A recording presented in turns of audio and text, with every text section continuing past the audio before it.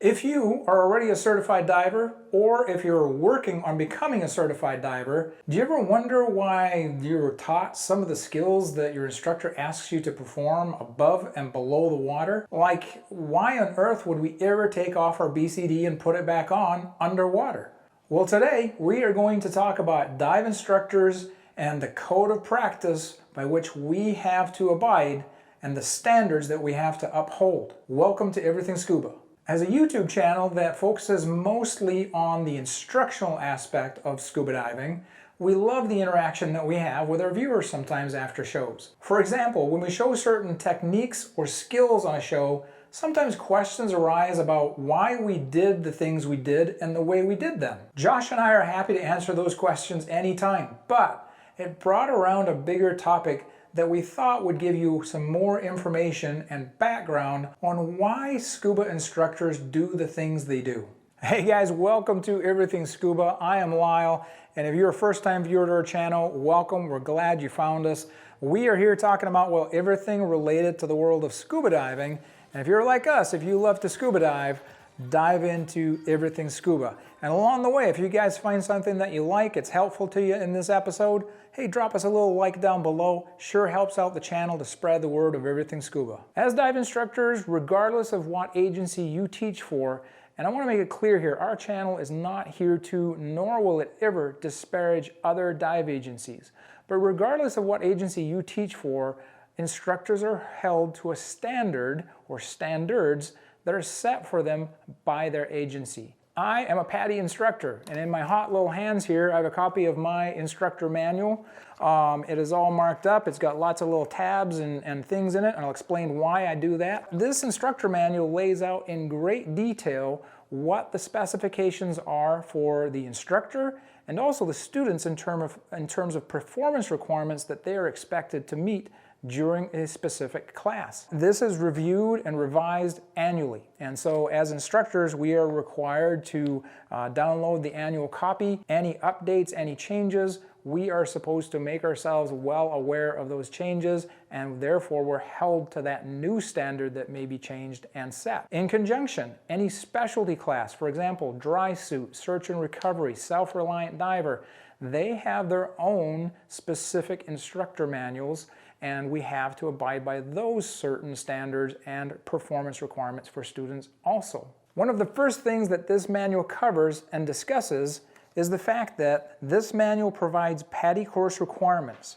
Text appearing in boldface print denotes required standards that may not be deviated from while teaching the course. PADI standards do not, however, supersede local laws or regulations. Keep informed of these wherever you teach. So for example, this is confined water dive tube performance requirements from the instructor manual. This shows all of the requirements in bold, meaning we cannot deviate from those requirements. However, once we get to number 17, exit using the most appropriate technique, buddy assistance allowed is not in bold. This allows flexibility within the structure of the class to allow the instructor to decide how best to allow the student to meet that performance requirement. And this can happen in many other skills also. So when you look at that dive instructor manual, and a lot of it is in bold, meaning we have to fulfill those requirements, you might think, man, dive instructors must just be robots. They all do their job the same way. But nothing could be further from the truth. Along the way in my dive career, I've been lucky to work with some phenomenal instructors. And they're phenomenal because each of them has their own style. Each of them has a different way to get the same message across or teach me that skill to help me accomplish that performance requirement. And so each dive instructor is going to approach a class a little differently and have their own style. For example, some of my students might call me the Y instructor, meaning W-H-Y instructor. If I ask my students a question during class and they give me the correct answer as to what or how we do something, the very next question I'm going to ask is why. I always find that if students understand the why behind the what and the how, they will not forget the reasons that they're performing the essential skills that they're learning. Every student or diver that comes to us is different. Different personalities, different cognitive abilities. PADI is taught in 180 different countries throughout the world, and therefore you're going to run into different cultural differences and different belief systems. But because we teach within a standardized system, regardless of where in the world you are taught how to dive, we should all receive the same education. An example is we teach here in North Iowa. We have many times had people come to us in midwinter who want to complete their confined water sessions before going on vacation to Aruba or Belize or somewhere warm. We provide the confined water education that then can be continued in an open water environment by instructors elsewhere in the world. So to deviate from that standard, not only are you violating what your agency is requiring of you, but you're letting your student down, you're also letting yourself down. That's why I make lots of little notes and add tags to my instructor manual, is because it is updated yearly. I want to make sure that 1, I can find the information quickly.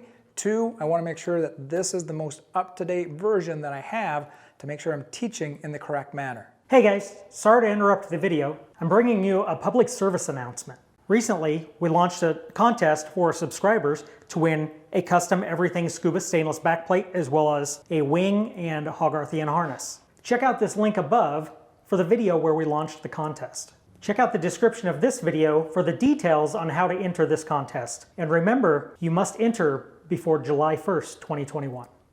By following standards, not only am I providing the same education here as a student would receive anywhere else in the world based on this standardized system, I am also increasing overall diver safety. And that is the #1 thing for me as an instructor. I want to produce a safe and effective diver. I, as an instructor, always look for the value behind the skill that I'm about to teach the student, and we always reinforce that to our student. The value would be, what is the reason that I'm teaching you this? So, for example, we will remove our mask underwater and have you swim a certain distance and replace your mask. The value for that might be, what if your mask strap broke 60 feet under the water and it's gone? No one can find it. You are going to have to be able to get yourself to the surface with the aid of a buddy, but you're going to have to swim without a mask on. So for every skill that we do, there is a value that is reinforced. Another reason that instructors will teach to standard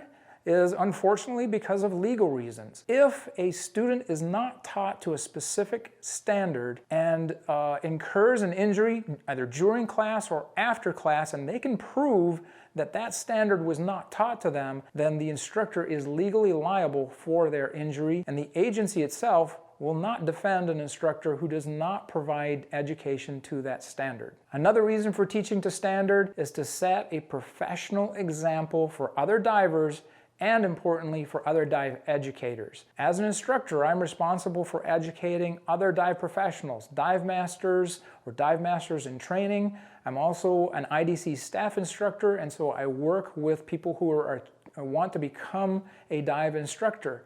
And so I always want to set an example to those individuals of where they want to try to achieve to. Set the bar high, and you're always going to have a great dive educator in the future. In the end, it all boils down to, regardless of which agency your instructor teaches for, PADI, SDI, SSI, any of the other certification agencies, do you want your instructor to be professional, have the right attitude, represent themselves, their dive shop, and their agency in an excellent manner, and also produce the safest and best divers possible? That is always my goal, and always has been my goal as a dive instructor. I'll give you an example. Recently, I took my first non-PADI class.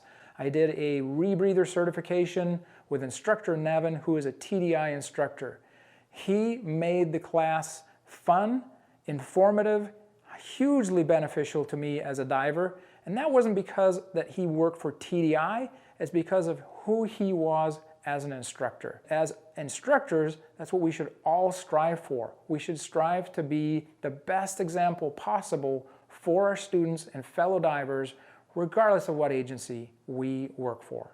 Josh and I started this channel, Everything Scuba, to provide accurate, safe, enjoyable, and educational material for divers of all kinds, regardless of what certification agency you were trained by. And that continues to be our goal and will be in the future. There's a quote from Winston Churchill where he says, "From what we get, we make a living. From what we give, we make a life. And I try to keep that in mind when it comes to dive instruction. We are giving the ability to dive and see and do and experience things that many of the world's population never gets to see or experience. And the ability to work with students and give them those abilities is just an amazing thing. And we can never lose sight of the why we do what we do. That's why I'm the why instructor. So ladies and gents, check out the link below and to the left side of my head to find more great instructional scuba videos by Everything Scuba.